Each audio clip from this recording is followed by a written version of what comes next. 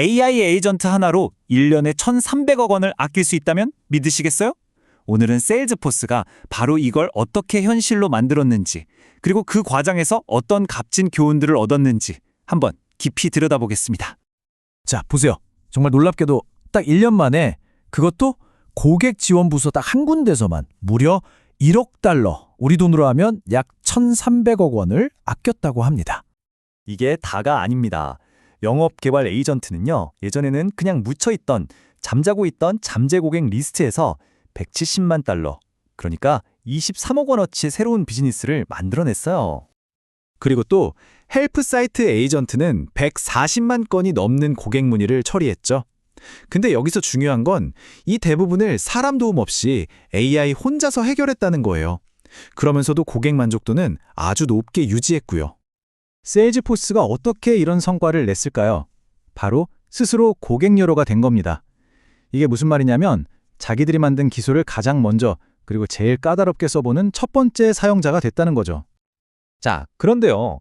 이 엄청난 성공이 그냥 쉽게 얻어진 건 절대 아니었습니다. 이 예측 불가능한 여정 속에서 정말 수많은 시행착오 끝에 발견한 3가지 아주 결정적인 교훈이 숨어 있거든요. 첫 번째 큰 깨달음은 좀 의외의 지점에서 나왔어요. 처음에는 AI를 그냥 시키는 일만 하는 도구 정도로 생각했던 거죠.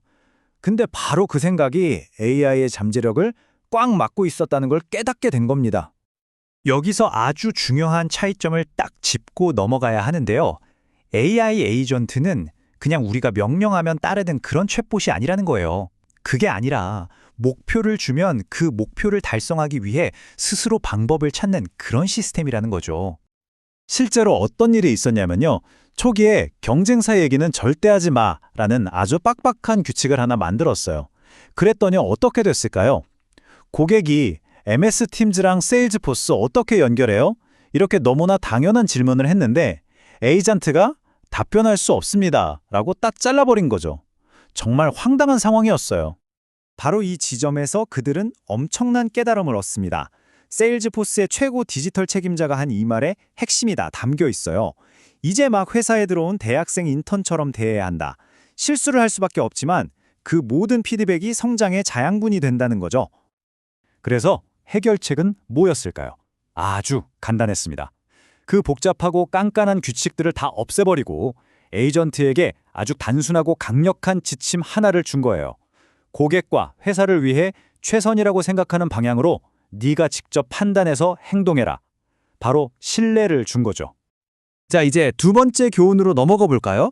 이건 아마 AI에 관심 있는 분들이라면 누구나 한 번쯤 들어봤을 그리고 걱정했을 바로 그 문제, 환각 현상에 대한 이야기입니다. 네, 바로 그 AI가 없는 말을 막 지어내는 현상, 환각이라고 하죠. 다들 이걸 제일 걱정하잖아요.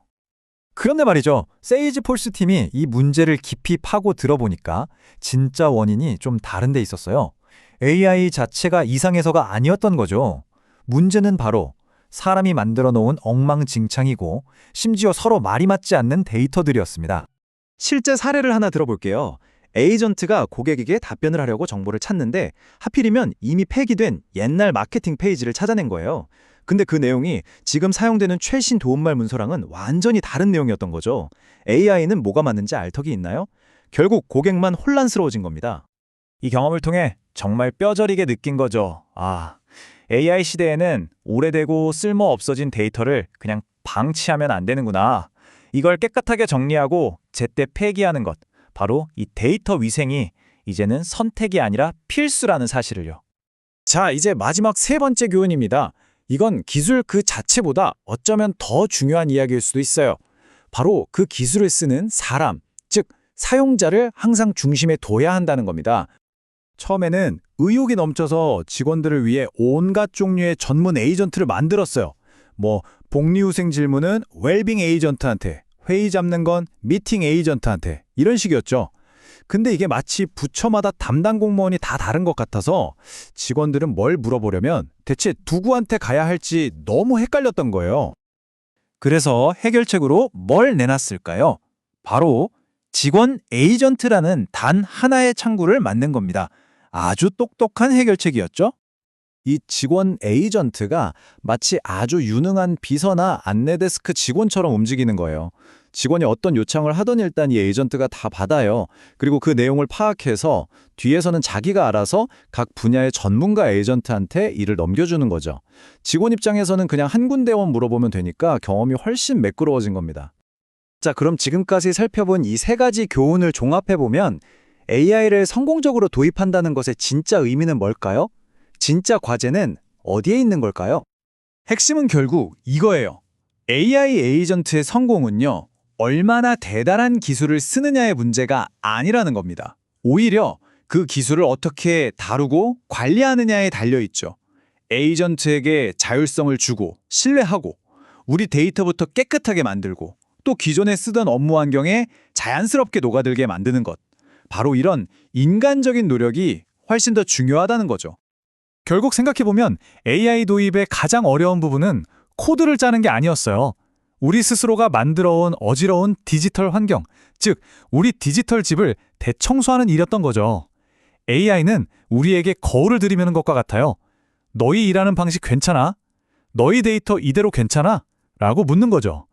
자, 마지막으로 여러분께 질문을 던져봅니다.